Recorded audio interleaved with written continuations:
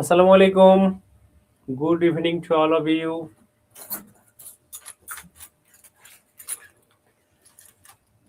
কে কোত্থেকে জয়েন করছেন?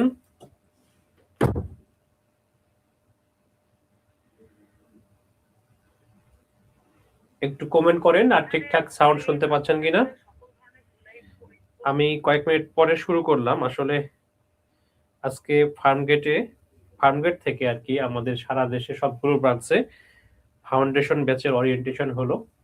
তো তারপরে আমরা ফাউন্ডেশন ব্যাচে কিভাবে আমাদের প্ল্যানগুলো এক্সিকিউট করব, আমরা যে কমিটমেন্টগুলো করেছি এবার ফাউন্ডেশন ব্যাচে সেগুলো কিভাবে পূরণ করব সেই বিষয়গুলো নিয়ে আমরা আলোচনা করছিলাম। ঠিক আছে, তো সবাইকে একটু অনুরোধ করব লাইভটা শেয়ার দেওয়ার জন্য। এবং ঠিকঠাক সাউন্ড আছে কিনা সেই বিষয়গুলো একটু আমাকে জানালে আমি আলোচনাটাকে কন্টিনিউ করতে পারি। ঠিক আছে, আমিও একটু শেয়ার দেই আমার আইডিতে।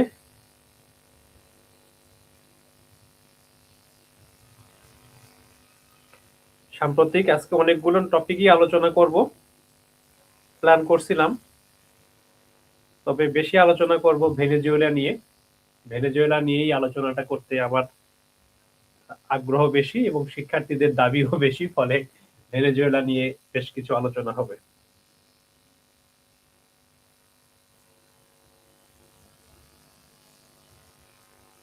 আমি একটু শেয়ার দিয়ে নিই। ঠিক আছে,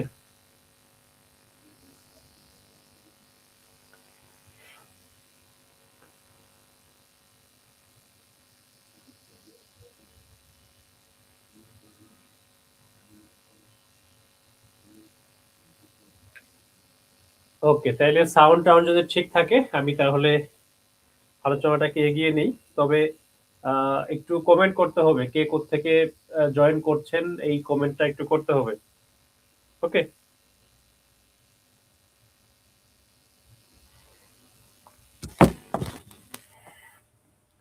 সাউন্ড ঠিক আছে। আমাদের বিভিন্ন ব্রাঞ্চের শিক্ষার্থীরা আজকে নিশ্চয়ই জয়েন করবেন। তো অনেক ব্রাঞ্চে তো আমি যাই না, যাওয়া হয় না আর কি। তো যেসব ব্রাঞ্চে আমি যাই না ওইসব ব্রাঞ্চে যারা আছেন তারাও একটু কমেন্ট করবেন, কোনো প্রশ্ন থাকলে জিজ্ঞাসা করবেন, তাহলে আমার জন্য আলোচনাটাকে কন্টিনিউ করার সুবিধা হবে। কারণ আপনারা যত এনগেজ থাকবেন আমার জন্য তখন এটি আলোচনা করার সুবিধা হবে। সিনথিয়া ইসলাম সুরভি নওগাঁ থেকে। আচ্ছা, আমার বাসা কোথায়?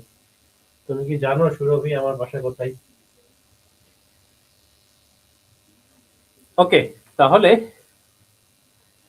আজকে আমরা আলোচনা করব ইন্টারন্যাশনাল অ্যাফেয়ার্স এর কন্টেম্পোরারি ওয়ার্ল্ড, সমসাময়িক বিশ্ব নিয়ে আমরা আলোচনা করব। এবং নিশ্চয়ই আপনারা জানেন যে ইন্টারন্যাশনাল অ্যাফেয়ার্সে প্রিলিমিনারি পরীক্ষায় 5 মার্কস বেড়েছে, ফলে পিএসসির যে নম্বর বন্টন সেই নম্বর বন্টনের ক্ষেত্রে ইন্টারন্যাশনাল অ্যাফেয়ার্সে সাম্প্রতিকে আগে যেখানে 4টি প্রশ্ন করার কথা সেখানে এখন একটি প্রশ্ন বেশি করবে, অর্থাৎ 5টি প্রশ্ন করবে। আচ্ছা, যেহেতু 5টি প্রশ্ন করবে সেহেতু এই টপিকটা এখন আমাদের গুরুত্ব দিয়েই পড়তে হবে। 5টির বেশি প্রশ্নও করতে পারে, বিষয়টা আমরা একটু খেয়াল রাখবো এবং সেভাবে গুরুত্ব দিয়ে পড়াশোনা করব। তো কনফিডেন্সের তরফ থেকে সাম্প্রতিক একটা শীট দেওয়া হবে। শীটটা আমাদের একজন শিক্ষক রেডি করেছেন। তারপরে আমাদের এখানে রিসার্চ ওয়ার্কে 8 জন ক্যাডার আছেন, সেই ক্যাডাররা ডেভেলপ করছেন। এবং সর্বশেষ আপনাদের সবার প্রিয় অরিন স্যার এবং আমি সেটা ফাইনাল এডিটিং করে একটা নির্ভুল শীট তুলে দেব আমরা ইনশাল্লাহ। 15 তারিখের মধ্যেই আমরা একটা সাম্প্রতিকের নির্ভুল শীট তুলে দেব। ওকে, তো সবার প্রতি এটা আমার অনুরোধ থাকবে, দয়া করে লাইভটা শেয়ার দিবেন। ওকে, লাইভটা দয়া করে শেয়ার দিবেন। ঠিক আছে, আমার প্রাথমিক আলোচনা শেষ। এবার আমি আমার প্রিয় শিক্ষার্থীদের একদম তুমি বলে সম্বোধন করেই ক্লাস শুরু করছি। তো তোমাদের সবাইকেই স্বাগত। আমরা কি আলোচনা করব একটু যদি দেখি যে আমাদের এজেন্ডা গুলো কি। সাম্প্রতিকে কি পড়তে হয়, সাম্প্রতিকে পড়তে হয় সাম্প্রতিক বিশ্ব রাজনীতি, অত্যন্ত ইম্পর্টেন্ট। সাম্প্রতিক যে বিশ্ব রাজনীতি, রাষ্ট্রগুলোর সম্পর্ক, এই বিষয়গুলো। সাম্প্রতিক জাতিসংঘ থেকে যদি বড় কোনো ঘটনা রিসেন্টলি ঘটে থাকে 2025 সালে, সেটা ইম্পর্টেন্ট। জলবায়ু কূটনীতি, এই যে ক্লাইমেট ডিপ্লোমেসি অত্যন্ত ইম্পর্টেন্ট। ফলে সমসাময়িক যদি কোনো ক্লাইমেট ডিপ্লোমেসি ঘটনা থাকে, যেমন সর্বশেষ কপ অনুষ্ঠিত হলো, এটা ক্লাইমেট ডিপ্লোমেসির একটা বড় ইভেন্ট, সেটা আমাদেরকে পড়তে হবে। রিসেন্টলি যে সংস্থাগুলো সম্মেলন করলো, সেটা আমাদের জানতে হবে, বা রিসেন্ট কোনো একটা সংগঠন তৈরি হলো, সেটা আমাদেরকে জানতে হবে। সাম্প্রতিক যে চুক্তিগুলো হয়, সেই চুক্তিগুলো আমাদেরকে পড়তে হবে। রিপোর্ট সমীক্ষা, বিভিন্ন ধরনের যে রিপোর্ট গুলো থাকে, যে রিপোর্ট গুলো যেমন গণতন্ত্র সূচক, যেমন কি সূচক, সন্ত্রাসবাদ যে সূচক, হ্যাঁ, শান্তি সূচক, সুখ প্রতিবেদন, এগুলো হচ্ছে যে আমাদেরকে পড়তে হবে। তারপরে সাম্প্রতিক খেলাধুলা, বিসিএস পরীক্ষায় খেলাধুলা নিয়ে প্রশ্ন কম হয়, ব্যাংক পরীক্ষায় খেলাধুলা নিয়ে প্রশ্ন বেশি হয়। তবে এখন যেহেতু চ্যাট জিপিটির যুগ, যদি প্রশ্নকর্তারা মনে করেন যে 25 সালের সাম্প্রতিক ঘটনাগুলোর উপরে চ্যাট জিপিটিকে বলে যে 5টা প্রশ্ন তৈরি করে দাও, খেলা নিয়ে কিন্তু প্রশ্ন দিয়ে দিতে পারে। সুতরাং আমাদের খেলার 2025 সালের যে বড় ইভেন্টগুলো, সেই ইভেন্টগুলো আমরা পড়াশোনা করব। ওকে, আর বিবিধ আর অন্যান্য টুকটাক বিষয় আছে, সেই বিষয়গুলো আমরা আলোচনা করব। আমি যে পিডিএফটা এখানে দেখাচ্ছি, এই শীটটা সবাই যাতে পাও সেই ব্যবস্থা আমি করব, ব্রাঞ্চগুলোতে আমি পাঠিয়ে দেব। ঠিক আছে, ওকে। তাহলে আসো আমরা একটু দেখি যে বিশ্ব রাজনীতি নিয়ে আমাদের কি পড়া উচিত। বিশ্ব রাজনীতি নিয়ে আমাদের পড়া উচিত হচ্ছে কি। আমি মিনিমাম টপিক গুলো বলছি, মিনিমাম যা পড়তে হবে সেটা হচ্ছে, আচ্ছা রংপুর থেকেই মনে হয় বেশি শিক্ষার্থী দেখছে, আর অন্যান্যরা কে কোত্থেকে দেখছো একটু কমেন্ট করো না। শেয়ার তো অবশ্যই দিবে। দেখো, ভেনেজুয়েলাতে আমেরিকার আক্রমণ, বিসিএস এ এখন যেটা হচ্ছে যে খুব কাছাকাছি সময়ের প্রশ্ন কিন্তু থাকতেছে। রিটেনে তো 3 দিন আগের প্রশ্নও ছিল রিটেন পরীক্ষার, তো প্রিলিতে তো 15 দিন আগের প্রশ্ন রাখা সম্ভব কিন্তু। সুতরাং আমরা ভেনেজুয়েলাটা পড়ব। তারপরে ট্রাম্পের কর্মসূচি, ট্রাম্প দ্বিতীয়বারের মতো ক্ষমতায় আসলেন, ক্ষমতায় এসে বেশ কিছু কর্মসূচি নিয়েছেন, সেগুলো আমরা পড়ব। ইসরায়েল ফিলিস্তিনের আপডেট ঘটনা, ইসরায়েল ফিলিস্তিন যে ইস্যু, সেই ইস্যুর যে সেই আপডেট গুলো আমরা পড়ব। ওকে, রাজশাহী, ময়মনসিংহ, ঢাকা সব জায়গা থেকেই আছে। রাশিয়া ইউক্রেন যুদ্ধের আপডেট, পাকিস্তান আফগানিস্তান উত্তেজনা, সেটা আমরা দেখব।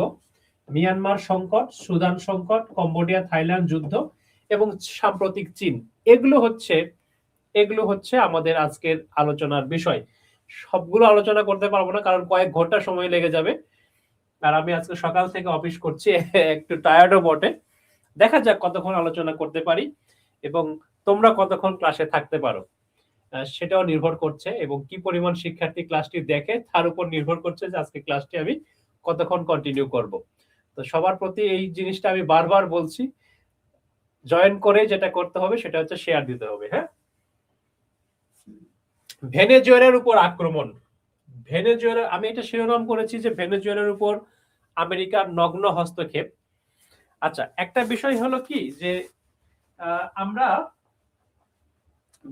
বিষয়টা হলো যে আমরা কিন্তু পড়াশোনা করব হচ্ছে পরীক্ষায় প্রশ্ন কমন পাওয়া এবং পরীক্ষায় প্রশ্নের উত্তর লেখার আসপেক্ট থেকে।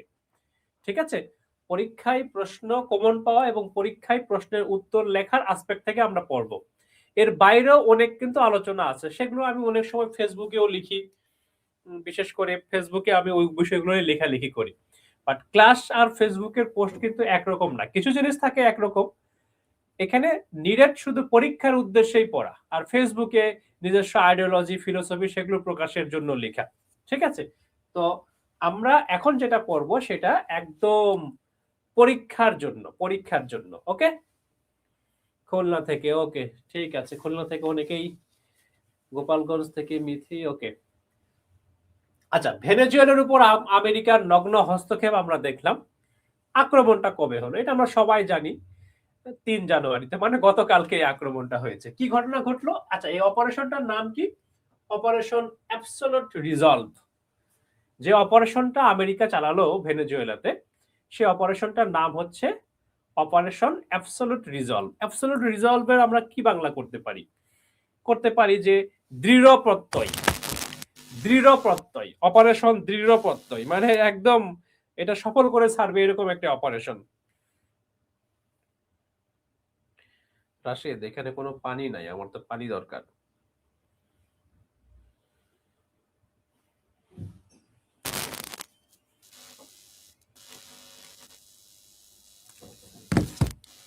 ঠিক আছে, প্রধান ঘটনা, এই যে আক্রমণটা আমেরিকা করলো, এর প্রধান ঘটনাটা কি? ঘটনাটা হচ্ছে ভেনেজুয়েলার যিনি প্রেসিডেন্ট নিকোলাস মাদুরো এবং তার স্ত্রী সিলিয়া ফ্লোরেসকে গ্রেপ্তার করে আমেরিকাতে নেওয়া হয়।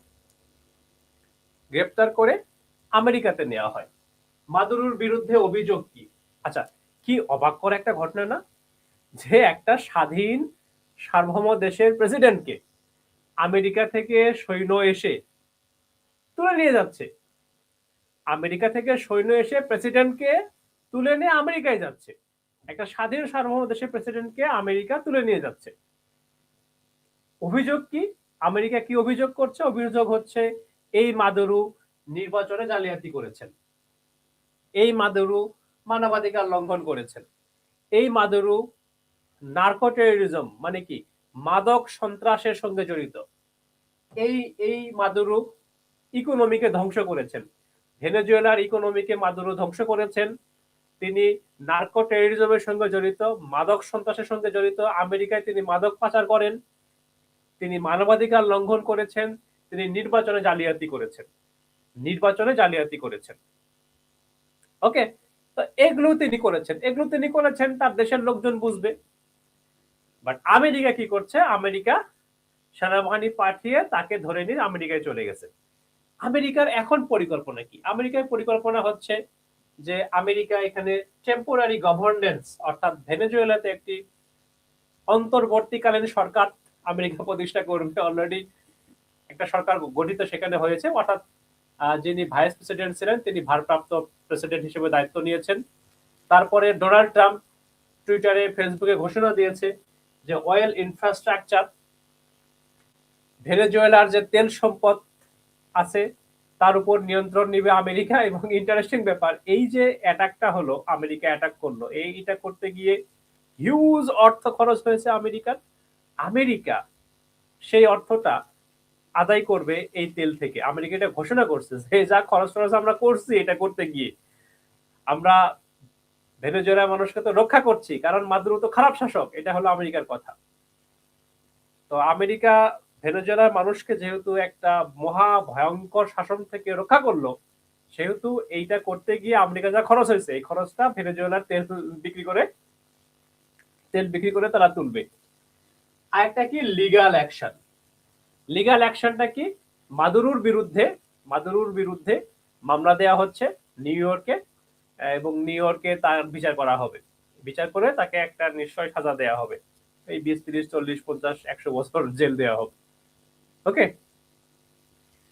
তাহলে আমরা খুব সংক্ষেপে এই ঘটনাটা দেখলাম। কি ঘটনা? যে আক্রমণটা কবে হলো? 3 জানুয়ারি। অপারেশনটার নাম আমরা দেখলাম অপারেশন অ্যাবসোলুট রিজলভ। মেন যে ঘটনাটা এই আক্রমণের, সেটি হচ্ছে যে ভেনেজুয়েলার প্রেসিডেন্ট এবং তার ওয়াইফকে তুলে নিয়ে যাওয়া হয়েছে। মাদুরোর বিরুদ্ধে আমেরিকা কি অভিযোগ করছে? নির্বাচনে জালিয়াতি, মানবাধিকার লঙ্ঘন, নার্কো টেরোরিজম, দুর্নীতি, অর্থনৈতিক ধস। এখন আমেরিকার পরিকল্পনা কি? একটা ইন্টারিম গভর্নমেন্ট ভেনেজুয়েলাতে বসানো, ভেনেজুয়েলার তেল সম্পদের উপর নিয়ন্ত্রণ গ্রহণ, এবং মাদুরোর বিরুদ্ধে লিগ্যাল অ্যাকশন, যেটি অলরেডি শুরু হয়েছে। ঠিক আছে, এখন এই যে ঘটনাটা আমরা দেখলাম, মাদুরোকে তুলে নেওয়া, আমি একজন একটা টেলিভিশন চ্যানেলে বলছি যে এমন নজিরবিহীন ঘটনা পৃথিবীতে আর কখনো ঘটে নাই। এক টেলিভিশনে এক আলোচক এটি বলছেন, টেলিভিশন চ্যানেলে, ন্যাশনাল টেলিভিশন চ্যানেল, তো পৃথিবীর ইতিহাসে এমন কোনো ঘটনা ঘটে নাই। না, পৃথিবীর ইতিহাসে এমন ঘটনা ঘটেছে, মাদুরুর ক্ষেত্রে যেভাবে যা করা হয়েছে এইভাবেই এই মাদুরুর কাছাকাছি একটি দেশ, পাশের দেশ পানামাতেও ঘটনা ঘটানো হয়েছে। সেটি কি? পানামার প্রেসিডেন্টকে গ্রেপ্তার। এই পানামার প্রেসিডেন্টকে, পানামার সেই প্রেসিডেন্টের নামে যে ছবিটা দেখছেন সেই সময়কার ছবিটা, পানামার সেই প্রেসিডেন্টের নাম হচ্ছে ম্যানুয়েল নোরিয়েগা। এই নোরিয়েগাকে একইভাবে এই জানুয়ারি মাসের 3 তারিখেই গ্রেপ্তার করা হয়েছিল, এবং সেটি গ্রেপ্তার করা হয়েছিল কবে? 1990 সালের 3 জানুয়ারি গ্রেপ্তার করা হয়েছিল। ডিসেম্বর মাস, সে সময় গ্রেপ্তার করতে বেশি সময় লেগেছিল। কিরকম সময় লেগেছিল? 20 ডিসেম্বর থেকে অ্যাটাক শুরু, ওই 10-11 দিন চলেছে, এবং 3 জানুয়ারি গিয়ে গ্রেপ্তার, মানে প্রায় 11, 12, 13, 14, 15 দিনের একটা ব্যাপার। এবারে কেন কম সময় লাগলো?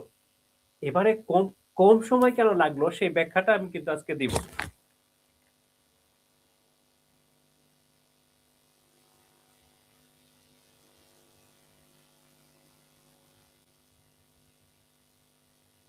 এখানে একজনও নাই, আমার পানির পিপাসা লাগছে, কি একটা অবস্থা। মানিক, এখানে কেউ নাই, আমার তো পিপাসা লাগছে, আমার কাছে কোনো পানির বোতল টোতল দেখছি না।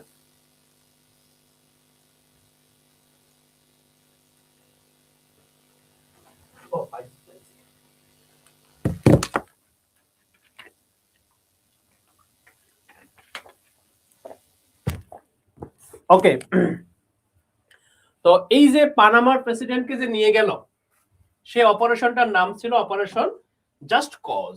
অপারেশন জাস্ট কজ এইটা ছিল এই পানামার প্রেসিডেন্টকে গ্রেপ্তারের সময়।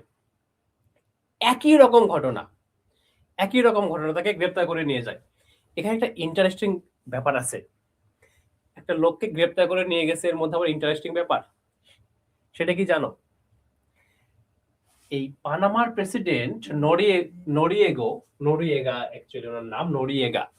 এই নোরিয়েগা প্রেসিডেন্ট ভবন থেকে পালিয়ে গিয়ে ভ্যাটিকান সিটির যে এম্বাসি, ভ্যাটিকান সিটির এম্বাসিকে বলা হয় নানচিয়েসার। আমরা এটা জানি যে একটা দেশের যে রাষ্ট্রদূত থাকে অন্য দেশে, সে রাষ্ট্রদূতকে ইংরেজিতে কি বলা হয়? অ্যাম্বাসেডর। কিন্তু কমনওয়েলথ সদস্য দেশ যদি কোনো একজন অ্যাম্বাসেডর কমনওয়েলথ সদস্য দেশে পাঠায়, তখন অ্যাম্বাসেডর না বলে কি বলা হয়? High commissioner. আর ভ্যাটিকান সিটির যিনি রাষ্ট্রদূত, অর্থাৎ ভ্যাটিকান সিটির যিনি অ্যাম্বাসেডর, তাকে বলা হয় হচ্ছে নানসিও। কি বলে? নানসিও বলে, নানসিও, নানসিও। এই যে নানসিও বলে, ভ্যাটিকান সিটির রাষ্ট্রদূতকে বলা হয় নানসিও। তো যে দূতাবাস, পাইছি আমি ওখানে দেখতে পাচ্ছিলাম না, দূতাবাস, ভ্যাটিকান সিটির যে দূতাবাস সেটাকে বলা হয় নানসিয়েসার। এই নানসিয়েসারে গিয়ে আশ্রয় নিয়েছিলেন কে? পানামার প্রেসিডেন্ট নোরিয়েগা। পানামার প্রেসিডেন্ট নোরিয়েগা নামটা। এই নোরিয়েগা যখন এম্বাসিতে আশ্রয় নিলেন, তখন আমেরিকার সেনাবাহিনী কি করছে জানো? আমেরিকার সেনাবাহিনী ওই যে দূতাবাস নানসিয়েসার ঘিরে ফেলে হাই ভলিউম দিয়ে রক মিউজিক বাজানো শুরু করছে। এই হাই ভলিউমে রক মিউজিক যখন বাজানো শুরু করছে, এই মিউজিকের কারণে শেষ পর্যন্ত এম্বাসির লোকজন এই প্রেসিডেন্টকে আমেরিকার সেনাবাহিনীর হাতে তুলে দেয়। তারপরে তো আমেরিকা তাকে নিয়ে যায়, প্রথমে নিয়ে যায় ফ্লোরিডাতে, তারপরে তাকে নিয়ে গিয়ে বিচার টিচার করে জেল দিয়েছিল অনেক লম্বা সময়ের। পরবর্তীতে জেল কিছু কমানো হয়, সে জেল টেল খেটে লোকটা আবার তার দেশে গিয়েও জেলে ছিল। এই 2017 সালের দিকে সে মারা গেছে। যাই হোক, তাহলে এই যে মাদুরোকে, ভেনেজুয়েলার প্রেসিডেন্টকে তুলে নিয়ে গেল আমেরিকা, সেম এরকম একটা ঘটনা ঘটেছিল পানামার ক্ষেত্রে, সেটি 1990 সালের 3 জানুয়ারি, একই দিনে। ওকে, এখন আসি যে ভেনেজুয়েলা দেশটা সম্পর্কে একটু জানি। ভেনেজুয়েলাতে অনেক সম্পদ আছে, কিন্তু কেন দেশটা এত গরিব? ভেনেজুয়েলা ভেনেজুয়েলা সম্পদ আছে। এই এই যে ভেনেজুয়েলার সম্পদ থাকার পরও গরিব, এই জিনিসটাকে সুন্দর একটা টার্ম, ইংরেজি একটা ফ্রেজ দ্বারা লেখা যায়, সেটি হচ্ছে paradox of plenty. Paradox of plenty এর বাংলা কি জানো? প্যারাডক্স অফ প্লেন্টির বাংলা, প্যারাডক্স অফ প্লেন্টির বাংলা আমার কাছে, প্যারাডক্স অফ প্লেন্টির বাংলা আমার কাছে হচ্ছে গরিবের ঘরে সুন্দরী বধূ। কি আজব কথা! প্যারাডক্স অফ প্লেন্টি এর বাংলা কেমনে গরিবের ঘরে সুন্দরী বধূ হয়? একটু চিন্তা করো, তাহলে বুঝতে পারবা। গরিবের ঘরে সুন্দরী বধূ যদি থাকে, সবাই চান্স নেওয়ার চেষ্টা করে।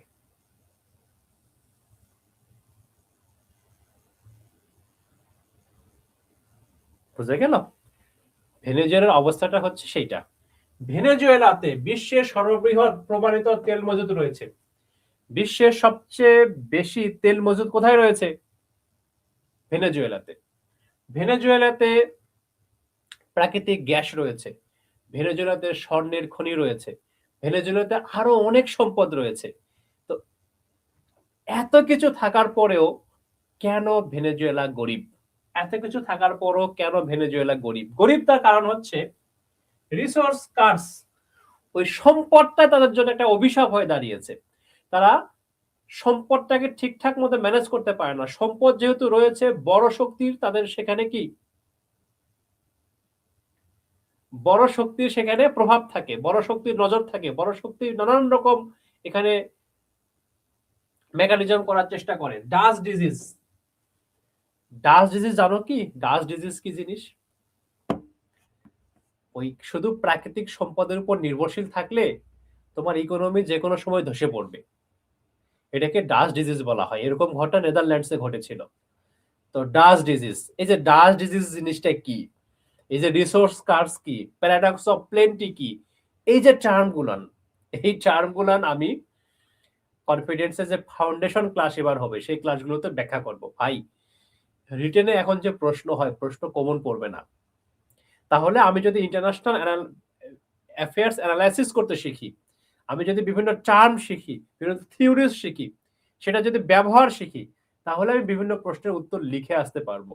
ফলে আগেকার দিনের গাইড বই, মোটা গাইড বই পড়ে পুরো সব প্রশ্ন মুখস্থ করে পরীক্ষা হলে যাব, কাজ আর হবে না। ঠিক আছে? রাষ্ট্রীয় নিয়ন্ত্রণের অদক্ষ ব্যবস্থাপনা, তাদের ব্যবস্থাপনা ঠিক নাই। তাদের যে তেল কোম্পানি পিডিভিএসএ, আমাদের যেরকম পেট্রো বাংলা আছে, ওদের পিডিভিএসএ আছে, ওটা পুরোপুরি রাষ্ট্রীয় নিয়ন্ত্রণে, কিন্তু সরকার ঠিকঠাক করতে পারে না। দুর্নীতি, লুটপাট, প্রচুর দুর্নীতি হয় আমাদের মতো। এই দেশটার উপরে ইন্টারন্যাশনাল স্যাংশন সবসময় থাকে, যেহেতু দেশটা সমাজতান্ত্রিক দেশ, যেহেতু সমাজতান্ত্রিক দেশ, সেই কারণে পুঁজিবাদী অধিকাংশ দেশ, যেহেতু পুঁজিবাদী, আমেরিকার নেতৃত্বাধীন যে ব্লক, তারা ব্যবসা বাণিজ্য ঠিক মতো করে না, স্যাংশন দিয়ে রাখে, এবং রাজনৈতিক অস্থিতিশীলতা, দেশটাতে বাংলাদেশের মতোই রাজনৈতিক অস্থিতিশীলতা কিন্তু আছে। তো এসব কারণে ভেনেজুয়েলা সম্পদ থাকার পরও একটি গরিব দেশ। আমি পিডিএফটা দিয়ে দিব, তোমরা এই পয়েন্টগুলোর উপরে একটু ব্যাখ্যা নিজেরা তৈরি করবা, তাহলেই দেখবা যে ভেনেজুয়েলা ক্রাইসিস নিয়ে খুব ভালো লিখতে পারছো। কি পরিমাণ তেল ভেনেজুয়েলাতে আছে, কি পরিমাণ তেল আছে, তার যদি তুমি এই স্লাইডটা দেখো, দেখো ভেনেজুয়েলাতে এখানে টপ 10 কান্ট্রিজ বাই এই যে অয়েল রিজার্ভস মজুদ কি পরিমাণ আছে, আমরা যদি দেখি সবচেয়ে বেশি আছে ভেনেজুয়েলাতে।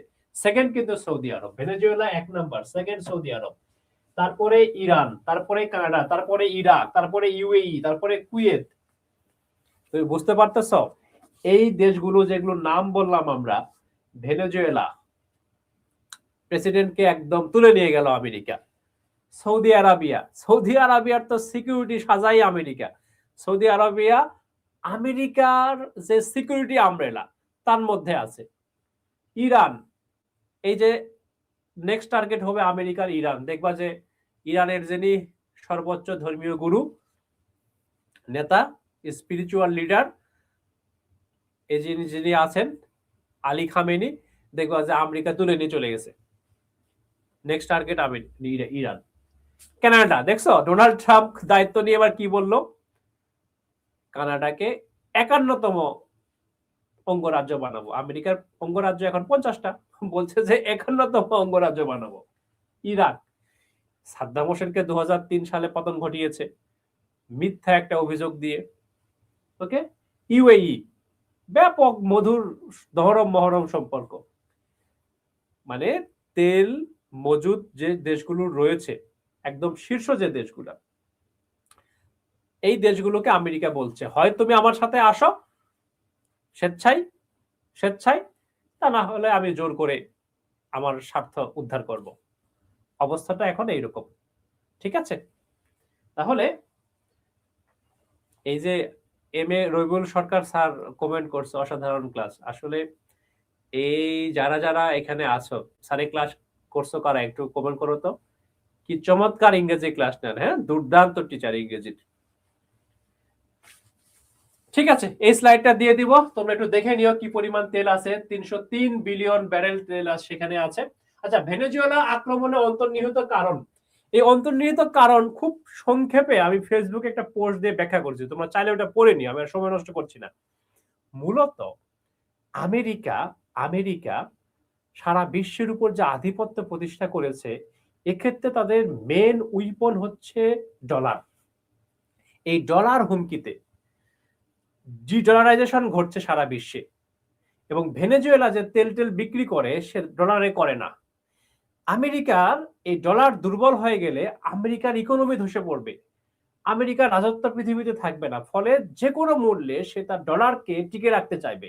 এই টিকে রাখার জন্য যারা ডি ডলারাইজেশন প্রক্রিয়ায় আছে প্রত্যেককে আমেরিকা সাহায্য করার চেষ্টা করবে। তবে মনে রাখবে সবকিছুর শেষ আছে। সোভিয়েত ইউনিয়ন, রাশিয়া 1917 সাল থেকে 1991 সাল পর্যন্ত 73 বছর রাজত্ব করেছে। আমেরিকার রাজত্ব শুরু হয়েছে 1991 সালে। তাহলে 25 সাল আর ধরো 10 বছর, 35 বছর আর অপেক্ষা করো 15 বছর, আমেরিকা ধসে পড়বে। আমেরিকার অবস্থা খারাপ, আমেরিকার ভিতরে একদম শেষ, আমেরিকার ইকোনমি শেষ, যে কোনো মুহূর্তে আমেরিকা ধসে পড়বে। অপেক্ষা করো। আমার তো টার্গেট, আমার যে অ্যানালাইসিস 15 বছরের মধ্যে আমেরিকা পড়ে যাবে, নতুন শক্তির উদয় ঘটবে। এই যে একটা বড় শক্তি পড়ে যাচ্ছে, নতুন শক্তি চীনের উত্থান ঘটছে, এই অবস্থায় পৃথিবী পড়ে গেছে থুকিদাইদিস ট্র্যাপে, একটা ফাঁদে পড়ে গেছে পৃথিবী। এটাকে বলা হয় থুকিদাইদিস ট্র্যাপ, থুকিদাইদিস ফাঁদ। এই থুকিদাইদিস ফাঁদে পড়লে যেটা হয়, যুদ্ধ বৃদ্ধি পাবে, বিভিন্ন দেশে দেশে এখন যুদ্ধ বিগ্রহ ঘটবে। এটা ওই এখন যে পাওয়ারটা রয়েছে, অলরেডি যে পাওয়ার আর রাইজিং পাওয়ারের মধ্যে কনফ্লিক্টের কারণে এই যুদ্ধগুলো আমরা এখন দেখব। ঠিক আছে,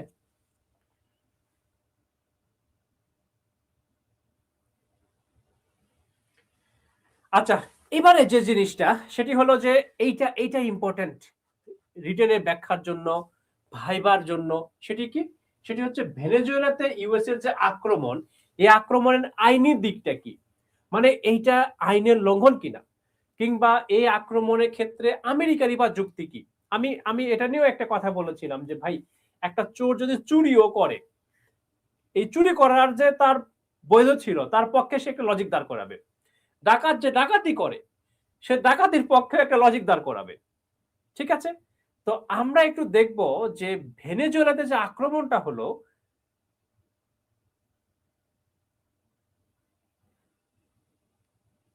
আবু সাইদ অনিক স্যার আমাদের বাংলাদেশ অ্যাফেয়ার্স আর একজন দুর্দান্ত টিচার। ওকে, তো ভেনেজুয়েলাতে যে আক্রমণটা হলো, এইটার আইনি দিকটা কি, এই আইনি দিকটা নিয়ে আলোচনা হচ্ছে না, পত্রপত্রিকাও লিখছে না। তো যে কারণে আমি ভাবলাম যে এই টপিকটা আবার পিক করা উচিত, শিক্ষার্থীদের এই জিনিসটা জানা উচিত। সেটি হলো আমেরিকার এই আক্রমণ বেআইনি। প্রথম কথা হচ্ছে, কোনোভাবেই তো ভাই আইন কানুন যে পড়ে না, ধরো আমার বাবা একজন স্কুল টিচার ছিলেন, ইন্টারন্যাশনাল ল নিয়ে তার ধারণা নেই, কিংবা আমার মা হাউস ওয়াইফ, তাকে গিয়ে তুমি জিজ্ঞেস করো যে এই যে একটা দেশের প্রেসিডেন্টকে তুলে নিয়ে গেল, এটা কি বৈধ? বলবে যে না, বৈধ না। তো তুমিও তো জানো বৈধ না, তাহলে তোমার সাথে ওনার পার্থক্য একটা করতে হবে না? তুমি বিসিএস প্রার্থী, তোমাকে বলতে হবে কেন এটি বৈধ না, কোন কোন আইনের লঙ্ঘন হলো, এই বিষয়টা তোমাকে কিন্তু জানতে হবে। ঠিক আছে? তো কেন আমেরিকার এই আক্রমণ বেআইনি? প্রথম কথা হচ্ছে ল্যাক অফ ইউএন অথরাইজেশন। বিভিন্ন দেশের উপরে আক্রমণ করা যায় যদি হিউম্যান রাইটস ভায়োলেশন হয়, যদি প্রচুর ক্যাজুয়ালিটি হয়, যদি প্রচুর সিভিলিয়ান মানুষের প্রাণহানি ঘটে, ভায়োলেন্স হয়, সে দেশের উপরে আক্রমণ করা যায়। যে সেটা বলা আছে জাতিসংঘ সনদের 42 নম্বর আর্টিকেলে। জাতিসংঘের যে সনদ ইউএন চার্টার তার 42 নম্বর আর্টিকেলে বলা আছে যায়। কিন্তু সেজন্য নিরাপত্তা পরিষদের একটি রেজুলেশন দরকার। ইউএসএ কি এরকম একটা রেজুলেশন করে আক্রমণ করেছে? নো। ফলে ইউএস এর এই আক্রমণ অবৈধ। ইউএস এর আক্রমণ কি? অবৈধ। দ্বিতীয় বিষয় হলো absence of valid self defence. UN resolution ছাড়াও, মানে নিরাপত্তা পরিষদের রেজুলেশন ছাড়াও তুমি কোন দেশের উপর আক্রমণ করতে পারো। কখন? যখন তোমার নিরাপত্তা বিঘ্নিত হবে, যখন তুমি অ্যাটাকড হবে, তখন তুমি কাউন্টার অ্যাটাক করতে পারবে। তুমি যখন অ্যাটাকড হবে তখন যে তুমি কাউন্টার অ্যাটাক করতে পারবে সেই বিধানটা দেয়া আছে জাতিসংঘ সনদের 51 নম্বর আর্টিকেলে। জাতিসংঘ সনদের 51 নম্বর আর্টিকেলে তোমাকে সেই রাইটসটা দিয়েছে। যদি মিয়ানমার এসে সেন্ট মার্টিন দখল করে নেয় তখন কি তুমি বসে থাকবা? অবশ্যই মিয়ানমারের উপর তুমি অ্যাটাক করবে। এই রাইটসটা তোমাকে দেয়া আছে 51তম আর্টিকেলে, 51 নম্বর আর্টিকেল, যেটা ইউএন চার্টারের। তো ভেনেজুয়েলা কি আক্রমণ করতে গেছে আমেরিকাতে? যায়নি তো। তাইলে এই যে ভ্যালিড সেলফ ডিফেন্সের যে রাইটস, সেটিও আমেরিকা এখানে ব্যাখ্যা করতে পারবে না।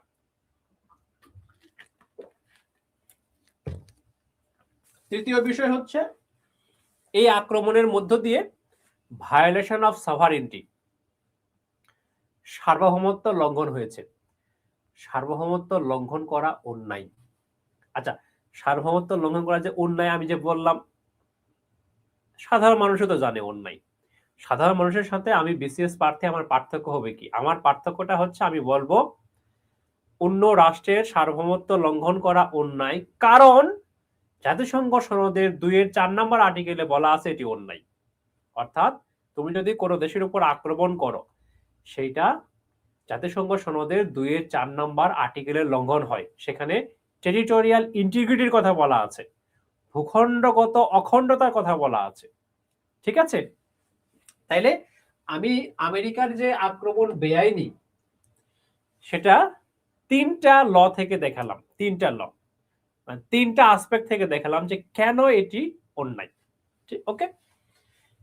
এবার আসো আমেরিকার যুক্তি কি, আমেরিকা কেন এটাকে বৈধ মনে করছে।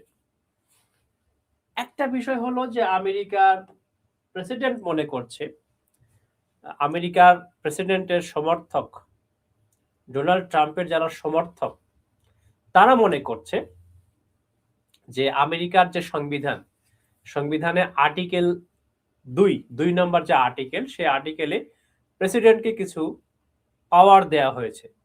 প্রেসিডেন্টকে যে পাওয়ার দেয়া হয়েছে সেই পাওয়ার এক্সারসাইজ করে এই আক্রমণ বৈধ। এটা আমেরিকা সরকারের যুক্তি এবং তার সমর্থকদের যুক্তি। দ্বিতীয় বিষয়টা হচ্ছে এই যে মেল ক্যাপটাস বেনে ডিটেন্টাস, একটা লাতিন ফ্রেজ।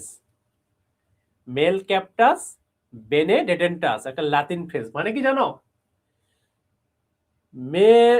মেল, এই যে MALE, মেল, মেল মানে পুরুষ লোক না, পুরুষ লোক মানে খারাপ লোক। মেল ক্যাপটাস, ক্যাপটাস মানে ক্যাপচার করা, ধরা। মেলে ক্যাপচার মানে হলো ক্যাপচার করা হয়েছে ভুল ভাবে।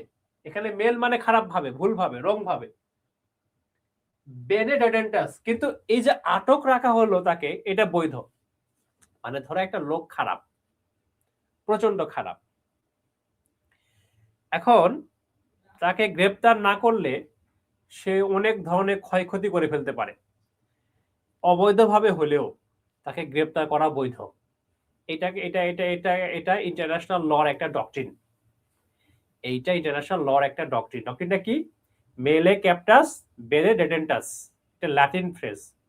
অর্থাৎ ধরা হয়েছে ভুলভাবে, ইলিগালি ক্যাপচার, কিন্তু তাকে আটক করে রাখা বৈধ, লফুল ডিটেনশন। ওকে, তো এই হচ্ছে বিষয়। আমেরিকার যুক্তি ছিল এই বিষয়টা, এই দুটা বিষয় আর কি, যে তাদের সংবিধান তাদের প্রেসিডেন্টকে রাইটস দিয়েছে।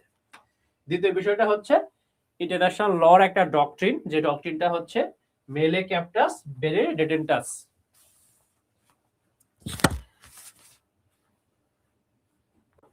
যারা নতুন জয়েন করেছো তারা কি শেয়ার দিয়েছো লাইভটা?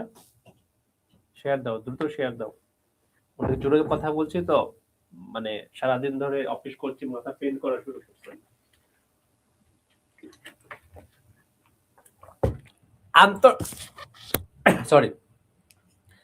আন্তর্জাতিক প্রতিক্রিয়া, এই যে হামলাটা হলো এর প্রতিক্রিয়া কি? হামলা কালকেই হলো, আজকে তো সব প্রতিক্রিয়া পাবে না, এই কালকে পরশু অনেকগুলো প্রতিক্রিয়া পাবে। এর মধ্যে অনেকগুলো প্রতিক্রিয়া পেয়ে গেছি। যেমন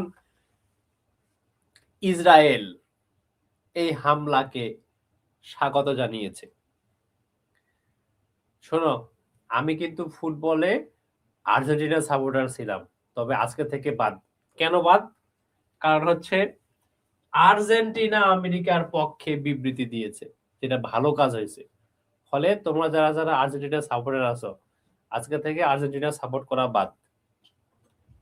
ওকে,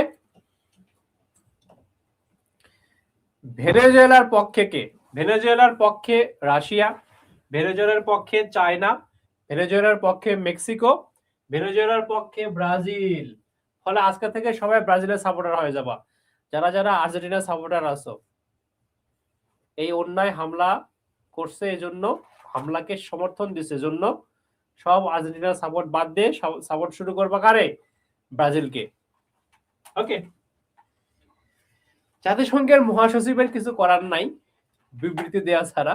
তিনি একটা বিবৃতি দিয়ে বলেছেন এই যে আক্রমণটা হলো এটা ডেঞ্জারাস প্রেসিডেন্ট। ডেঞ্জারাস প্রেসিডেন্ট মানে এটা একটা ভয়ঙ্কর উদাহরণ সৃষ্টি করলো। আসলেই তাই, এটা একটা ভয়ঙ্কর উদাহরণ। কেন? কারণ এখন রাশিয়া জেলেনস্কিকে তুলে নিয়ে যাবে। হ্যাঁ, মানে শুরুতে হলো ইন্সপায়ার্ড হবে বড় যে শক্তিগুলান, বড় সাম্রাজ্যবাদী যে শক্তিগুলো, সেই শক্তিগুলোর এখন কিন্তু একটা উপায় পেয়ে গেল যে এটা করা যায়। আমেরিকা এটা করতে পারলে রাশিয়া কেন পারবে না, চীন কেন পারবে না? কিংবা যদি ইন্ডিয়াও মনে করে যে বাংলাদেশে কাউকে তুলে নিয়ে যায়, ডক্টর মোহাম্মদ ইউনূসকে, করতেও তো পারে। অবশ্য ভারত এত শক্তিশালী না, ফলে এইটা ঘটবে না। কিন্তু আমি বলছি যে চায়না শক্তিশালী, তাই অনেক প্রেসিডেন্টকে তুলে নিয়ে গেল।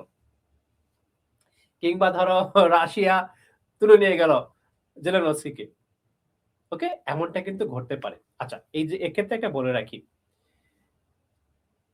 একটা পত্রিকা অ্যানালাইসিস করেছে, একটা পত্রিকা অ্যানালাইসিস করেছে আমেরিকা যে এটা করলো এটা রাশিয়া চীনের সাথে পরামর্শ করে, এবং আমেরিকা ওই তাইওয়ানের ইস্যুতে চীনকে ছাড় দিবে, ইউক্রেন ইস্যুতে রাশিয়াকে ছাড় দিবে, ভেনেজুয়েলার প্রেসিডেন্টকে তুলে নিয়ে যাবে আমেরিকা, রাশিয়া চায়না একটা বিবৃতি দিবে, কিন্তু এটা নিয়ে তেমন প্রতিক্রিয়া দেখাবে না।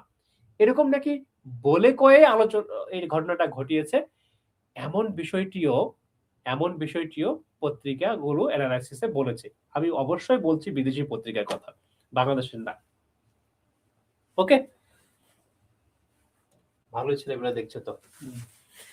আচ্ছা, এখন একটা প্রশ্ন হচ্ছে যে ভিতরের সহযোগিতা ছাড়া মাদুরোকে এত স্বল্প সময়ে গ্রেফতার করা সম্ভব কি? ভিতরের সহযোগিতা ছাড়া এত স্বল্প সময়ে মাদুরোকে গ্রেফতার করা কি সম্ভব ছিল? মোটেও না, মোটেও না। তার আগে আমি তোমাদেরকে একটু বলি মাদুরো এতদিন টিকে ছিল কিভাবে। মাদুরোর বিরুদ্ধে দীর্ঘ সময় ধরে আন্দোলন হচ্ছে, আমেরিকা তাকে উৎখাত করার চেষ্টা করছে, আমেরিকা তার মাথার দাম ঘোষণা করতেছে, বহু কাহিনী করছে। তো মাদুরো টিকে ছিলেন কেমনে এতদিন? মাদুরো টিকে ছিলেন, মাদুরোর সিকিউরিটি দেখভাল করত কিউবা। কিউবার যে গোয়েন্দা নেটওয়ার্ক, সেই গোয়েন্দা নেটওয়ার্ক দ্বারা মাদুরো পরিচালিত হতেন, কিউবার গোয়েন্দা নেটওয়ার্ক দ্বারা। মাদুরো টিকে ছিলেন রাশিয়া এবং চীনের সহযোগিতায়। এবং এবং মাদুরো আরেকটা কাজ করতেন, সেই কাজটি হচ্ছে সম্ভাব্য তার সেনাবাহিনী, সরকারের যারা যারা তার ক্ষমতার প্রতিপক্ষ হবে, এদেরকে বিভিন্ন সুযোগ সুবিধা দিতেন। সেনাবাহিনীর কিছু কর্মকর্তাকে প্রচুর সুবিধা দিয়েছেন, এগুলো করে তিনি টিকে থাকার চেষ্টা করেছেন। তো এই আক্রমণটা কিভাবে হলো, কিভাবে তিনি গ্রেফতার হলেন? প্রথম কথা হচ্ছে, তার যারা বিরোধী অপোজিশন,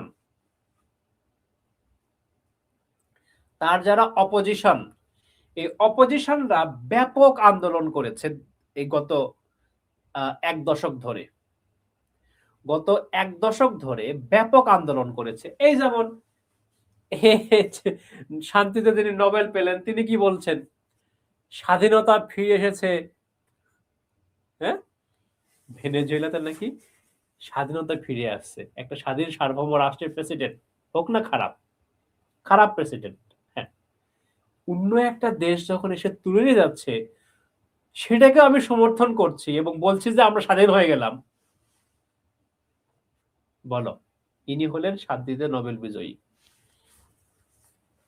শান্তিতে নোবেল বিজয়ী আরো কত কে যে কি ঘটায়, সেগুলো তো বললে আমার চাকরি থাকবে না। ওকে,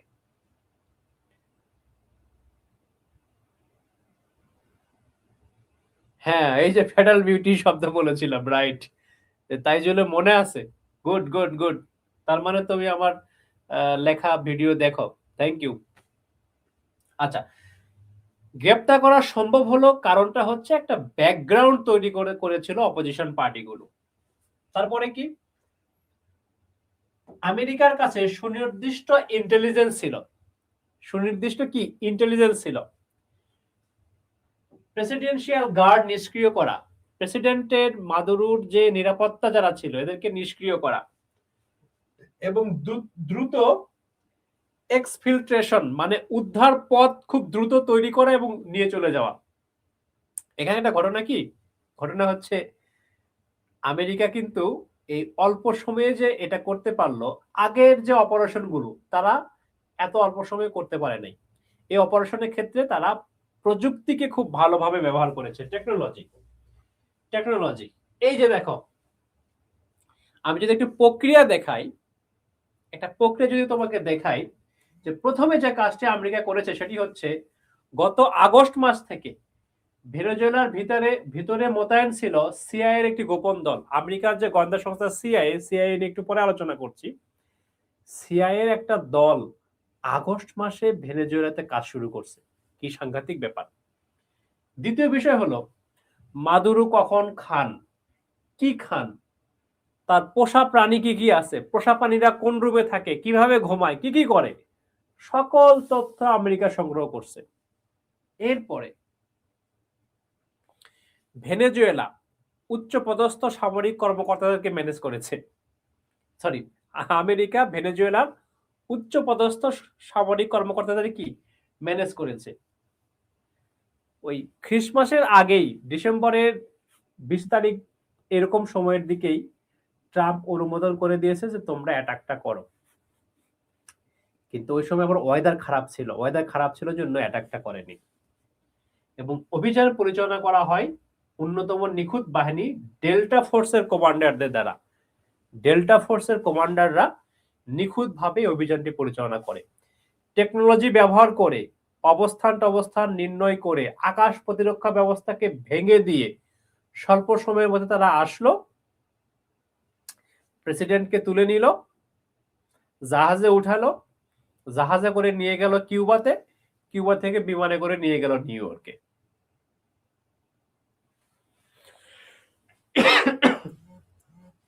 বুঝা গেল? আচ্ছা, তাহলে এই যে অপারেশনটা আমেরিকা চালালো, ডেল্টা ফোর্স, কে? Delta Force. কিন্তু কিন্তু গোপনে সিআইএ যে তথ্য সংগ্রহ করলো, গত ৬-৭ মাস ধরে যে তারা কাজ করছে ভেনেজুয়েলাতে, তাদের ভূমিকা কিন্তু ভুলে গেলে চলবে না। তারা এখানে অত্যন্ত গুরুত্বপূর্ণ রোল প্লে করেছে। গোয়েন্দা ইন্টেলিজেন্স যত ইন্টেলিজেন্স ইনফরমেশন, গোয়েন্দা তথ্য যত নিখুঁত হবে, তুমি অপারেশন তত নিখুঁত করতে পারবে।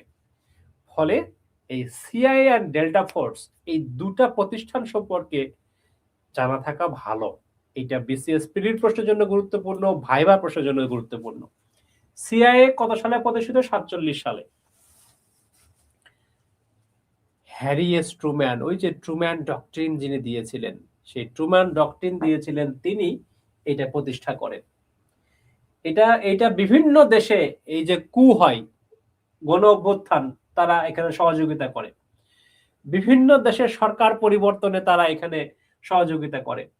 তারা সাইবার অপারেশন চালায়, তারা প্রোপাগান্ডা ছড়ায়, এই কাজগুলো করে।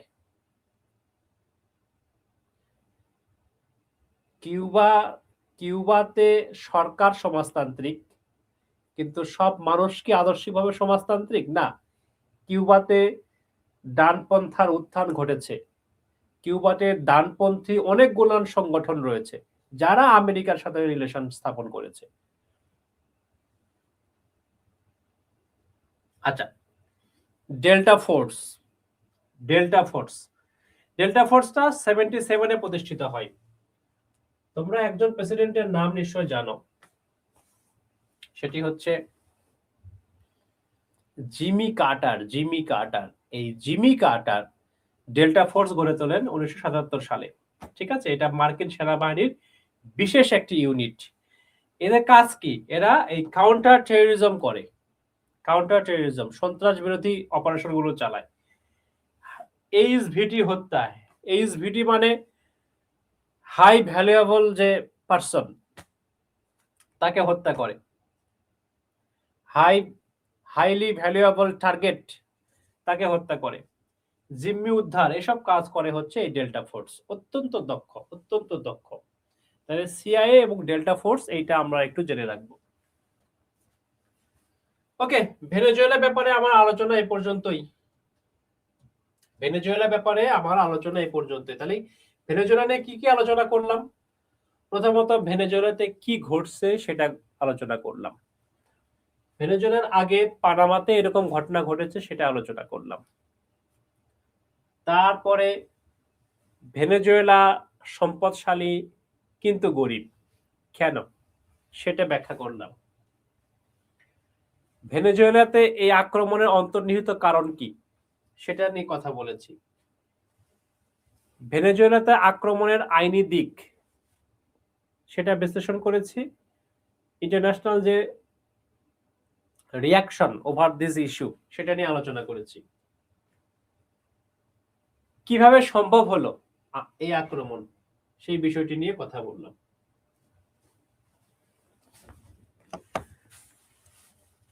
আজকে কি আর অন্য বিষয়ে আলোচনা করব নাকি সাম্প্রতিক আরেকটা ক্লাস নিব?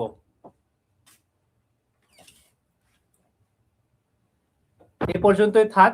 ভিডিওটা ভেনেজুয়েলা নিয়ে ভালো করে দেখো। আমি এই 2-1 দিন পরে আরো একটা সাম্প্রতিক ক্লাস নিব। আমার এই মাসে 10টা ক্লাস নিলেও পেমেন্ট বেশি আমি পাবো না, কারণ টোটাল ক্লাস সংখ্যা আমার 7টা হবে না। ফলে প্রতিষ্ঠানের লস নেই, ক্লাস দিতে অসুবিধা নেই। কি তোমরা কমেন্ট করো, তোমরা যদি চাও আমি আরো কিছুক্ষণ আলোচনা চালাবো অন্য ইস্যুজ নিয়ে। আমার তো এই মাসে 15 দিন ক্লাস, স্যালারি তো দিবে 7টা ক্লাসের, তাই বলছি।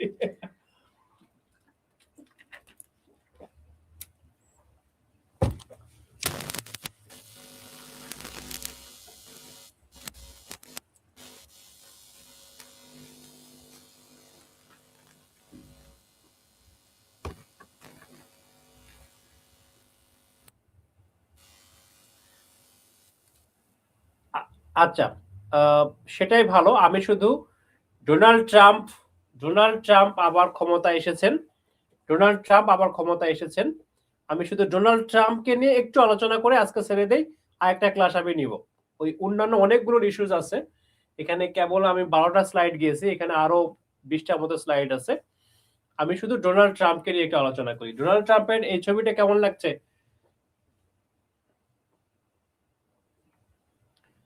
হ্যাঁ, আমি আর একটু আলোচনা করে দিচ্ছি। ডোনাল্ড ট্রাম্প, আচ্ছা, ডোনাল্ড ট্রাম্প হচ্ছেন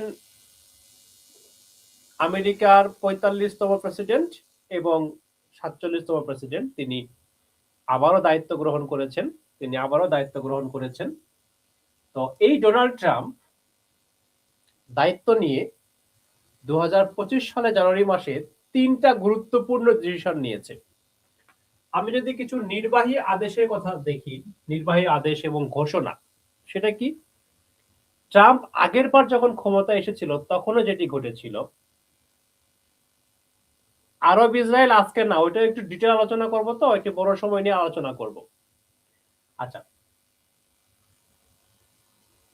ডোনাল্ড ট্রাম্প আবারও যেটা মানে আগেও যেটা করেছিল সেটা আবারও করলো, প্যারিস জলবায়ু চুক্তি থেকে বেরিয়ে গেল। দ্বিতীয় বিষয়, তোমরা নিশ্চয় জানো, মেক্সিকোর ডান দিকে একটা উপসাগর আছে যেটার নাম হচ্ছে গালফ অফ মেক্সিকো, যেটি বিশ্বের বৃহত্তম গালফ। এই গালফটার সে নাম পরিবর্তন করে গালফ অফ আমেরিকা রাখছে। বিদেশ নীতি, যদি আমরা ফরেন পলিসি দেখি, তাহলে আমেরিকা 2025 সালে ন্যাশনাল সিকিউরিটি স্ট্র্যাটেজি গ্রহণ করেছে। National security strategy, NSS. এই ন্যাশনাল সিকিউরিটি স্ট্র্যাটেজিটাতে সে কি করেছে, ওই যে মনরো ডক্ট্রিন ছিল 1823 সালে, এগুলো তোমাদের বিভিন্ন সময় ক্লাসে পড়িয়েছি, মনরো ডক্ট্রিন, সেই মনরো ডক্ট্রিনটাকে সে আবার ফিরে এনেছে। ট্রাম্প করোলারি বলা হচ্ছে, করোলারি মানে ট্রাম্প অনুসিদ্ধান্ত। মনরো ডক্ট্রিনকে নতুন করে ফিরে এনেছে ট্রাম্প, যেটাকে ট্রাম্প ডক্ট্রিন বা ট্রাম্প করোলারি বলা হচ্ছে। আরেকটা কি, সামরিক দিক থেকে যদি আমরা তার ইনিশিয়েটিভ দেখি, সেটি হলো ট্রাম্প ক্লাস যুদ্ধজাহাজ ঘোষণা। ট্রাম্প ক্লাস মানে এই যে ট্রাম্প শ্রেণীর যুদ্ধজাহাজ তৈরির সে ঘোষণা দিয়েছে। এই 3টা বিষয় সবচেয়ে বেশি গুরুত্বপূর্ণ আমেরিকার নতুন প্রেসিডেন্টের প্রথম 1 বছরের কর্মকাণ্ড হিসেবে। এরপরে আসো, এই যে ট্রাম্প করোলারি জিনিসটা কি, ট্রাম্পের যে অনুসিদ্ধান্ত, এই জিনিসটা আসলে কি? ট্রাম্পের অনুসিদ্ধান্তটা হচ্ছে পশ্চিম গোলার্ধ। এটা তো বোঝো আমেরিকার অবস্থান কোথায়। আমেরিকার অবস্থান, এই যদি আমি পৃথিবীকে দুটো ভাগে ভাগ করি, ইস্ট এবং ওয়েস্টে, আমেরিকা কোথায়? পশ্চিমে। এই পশ্চিম গোলার্ধে আমেরিকা, রাশিয়া, চীন, ইরান কারো প্রভাব বরদাস্ত করবে না। পশ্চিম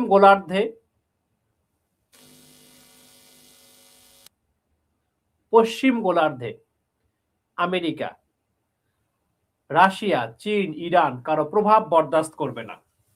এইটা হচ্ছে ট্রাম্পের এই ডক্ট্রিনের মূল উদ্দেশ্য।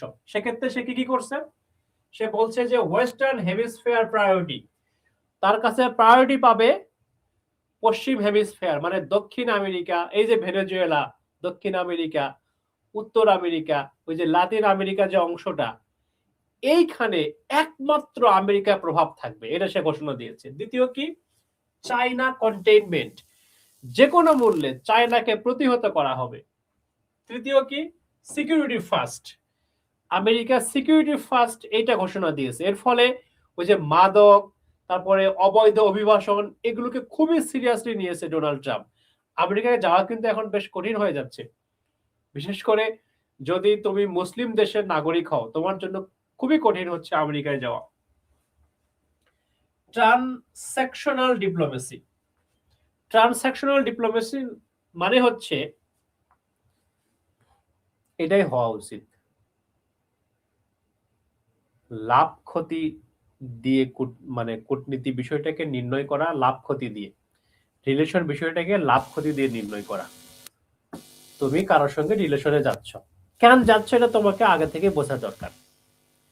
না তারে উজাড় করে ভালোবাসবো, আমি খুব ভালো মানুষ, আমি নীতিবান, ভালোবাসি আমি সবাই রে, না ভাই, তুমি আগে দেখো এই যে ভালোবাসাবাসি করতে যাচ্ছ কারোর সাথে তুমি, এখান থেকে তোমার লাভ কি ক্ষতি কি, লাভ ক্ষতির ভিত্তিতে রিলেশন হবে। ওকে, এইটাকে বলা হচ্ছে ট্রান্সঅ্যাকশনাল ডিপ্লোমেসি। ট্রান্সঅ্যাকশনাল সাথে ট্রান্সঅ্যাকশনাল ডিপ্লোমেসি বলা বেশি ভালো না, সেটাই উচ্চারণ হওয়া উচিত, সঠিক উচ্চারণ। আরেকটা বিষয় কি, লিমিটেড গ্লোবালিজম। লিমিটেড গ্লোবালিজম ডোনাল্ড ট্রাম্পের এটা একটা প্রায়োরিটি। সেটা কি, তিনি মাল্টিল্যাটারালিজমে বিশ্বাসী না, সবাই মিলে এ করা সে করা এগুলো তিনি বিশ্বাসী না, তিনি ইউনিল্যাটারিজমে বিশ্বাসী। আমি ট্রাম্প, আমি সব বুঝি, আমি যেটা বলবো সেটা সবাইকে শুনতে হবে, নাহলে তাকে আমি বোমা মেরে উড়িয়ে দিব, হেলিকপ্টার পাঠিয়ে দিব, যুদ্ধজাহাজ পাঠিয়ে দিব, এগুলো করব। তিনি ইউনিল্যাটারিজমে বিশ্বাসী, তিনি লিমিটেড গ্লোবালিজমে বিশ্বাসী। ঠিক আছে, তো এগুলো হচ্ছে ট্রাম্প ডক্ট্রিন বা ট্রাম্প মতবাদের মূল বৈশিষ্ট্য। 5টা আমি বৈশিষ্ট্য এখানে বলেছি। ওকে, আমরা নিউ ইয়র্কের মতো শহরে একজন মুসলিম মেয়র দেখলাম, জোহরান মামদানি, খুবই অল্প বয়স্ক। তোমরা যারা আমার ক্লাস দেখছো তোমাদের চাইতে একটু বয়সে বড় এবং আমার চাইতে বয়সে ছোট, কিন্তু নিউ ইয়র্কের মতো একটি শহরের তিনি মেয়র। কবে মেয়র হয়েছেন, কি হয়েছেন, তার বাপকে মাকে, এই তথ্যগুলোর আছে, এটার আলোচনার কিছু নেই। আচ্ছা, আরেকটা জিনিস, ইতালিতে একজন তরুণ নারী প্রেসিডেন্ট এসেছেন, চেহারা ছিল তো মাশাআল্লাহ ভালোই।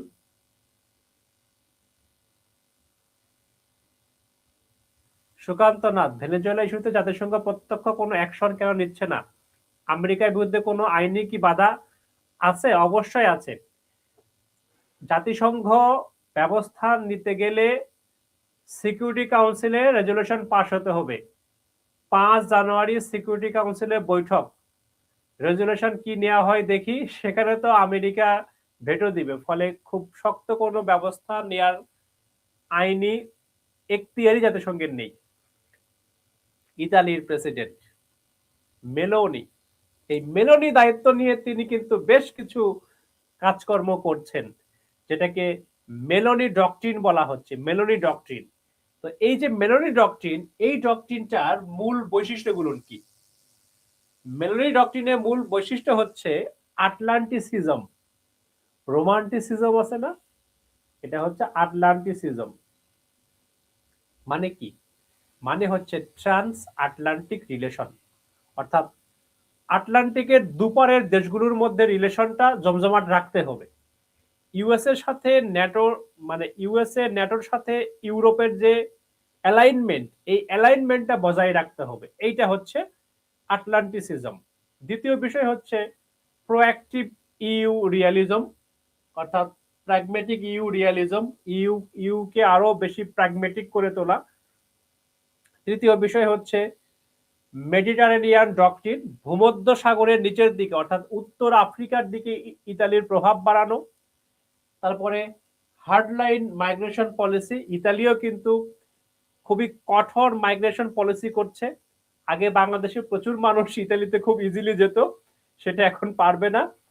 এবং তিনি বলছেন যে কালচারাল কনজারভেটিজম, মানে কনজারভেটিজম দ্বারা তিনি বোঝাচ্ছেন সেটি হলো যে ওই যে বেশ কিছু ইস্যু এখন ইউরোপ আমেরিকায় ব্যাপক আকার ধারণ করেছে না, এলজিবিটি সহ বেশ কিছু ইস্যু, এসবের ক্ষেত্রে তিনি কনজারভেটিভ থাকবেন সেই ঘোষণা দিয়েছেন। তো যেহেতু তিনি একজন ডানপন্থী, ফলে এই ইস্যুগুলোতে কনজারভেটিভ থাকবে, সেটি স্বাভাবিক। এই ঘটনাগুলো তিনি ঘটাচ্ছেন, এটাকে বলা হচ্ছে মেলোনি ডক্ট্রিন। এইটা নতুন একটি ঘটনা, খুব আলোচিত, এটাও পরীক্ষায় আসতে পারে। তো আমি আজকে আলোচনা এ পর্যন্তই করব। অনেকগুলো ইস্যুজ আছে, সেই ইস্যুসগুলো নিয়ে কবে আলোচনা করা যায় সেটা আমি তোমাদেরকে ফেসবুক পোস্টের মাধ্যমে জানিয়ে দিব। তোমরা ভালো থেকো।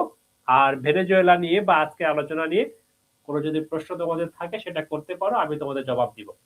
এখানে অনেকগুলো স্লাইড আছে। হ্যাঁ, এখানে এই যে চীনের যে উদ্যোগ সমূহ, না ব্যাগ নিয়ে আসতে হবে, তারপর আমার খাবার বাড়ি টাড়ি আছে, খাবার দুটা বাড়ি আছে, দুটা বাড়ি আমার আটকে পড়ে আছে। এই পাকিস্তান সৌদি আরবের যে প্রতিরক্ষা চুক্তি এটা আছে, থাই কম্বোডিয়াতে যুদ্ধ হচ্ছে থাইল্যান্ডের সঙ্গে, সুদানে গৃহযুদ্ধ, অ্যাবেই সংকট, বাংলাদেশের এই যে 6 জন যে শান্তিরক্ষী মারা গেল সেই বিষয়টা নিয়ে, ইসরায়েল ফিলিস্তিনের আপডেট, জাতিসংঘে ফিলিস্তিনের যে অবস্থা এখন সেটা, ইউক্রেন রাশিয়ার যুদ্ধের আপডেট, COP30, নোবেল পুরস্কার, তারপরে গুরুত্বপূর্ণ সম্মেলন, রিপোর্ট, সমীক্ষা, অনেকগুলো বিষয় আছে। ঠিক আছে, এগুলো আমি আগামী 2-1 দিনের মধ্যে জানিয়ে দিব কবে আলোচনা করা যায়। সেই পর্যন্ত ভালো থেকো সবাই, সবার জন্য অনেক অনেক শুভকামনা রইল।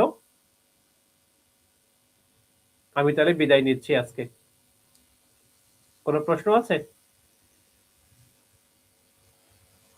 Farzana Majumdar Mitu, excellent class, thank you. নতুন গভর্নমেন্ট না, আগে গভর্নমেন্টই আছে, শুধু একজন ভাইস প্রেসিডেন্টকে প্রেসিডেন্ট হিসেবে দায়িত্ব দেওয়া হয়েছে ইন্টারিম।